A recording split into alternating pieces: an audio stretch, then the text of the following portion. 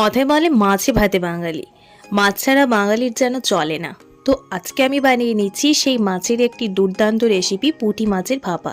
তার জন্য নিয়ে নিয়েছি পরিমাণ মতো সর্ষে, পরিমাণ মতো পোস্ত, সম পরিমাণে ভালোভাবে একটা স্মুথ পেস্ট বানিয়ে সেই পেস্টটা একটা টিফিন বক্সের মধ্যে নিয়ে নিয়েছি। তাতে দিয়ে দিলাম পরিমাণ মতো লবণ, পরিমাণ মতো হলুদ আর অল্প একটু জিরের গুঁড়ো।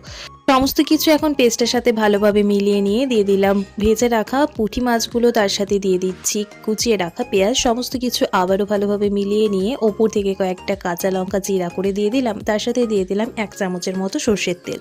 কিন্তু সমস্ত উপকরণ রেডি। এদিকে কড়াইয়ে আগে থেকে ফুটতে থাকা জলের মধ্যে একটা স্ট্যান্ড বসিয়ে টিফিন কৌটোটি বসিয়ে মোটামুটি 20 মিনিট ভাপানোর পর ওভেনটা অফ করে দিয়েছিলাম। তারপর আরও 10 মিনিট রেখে দিয়েছিলাম গরমের মধ্যে।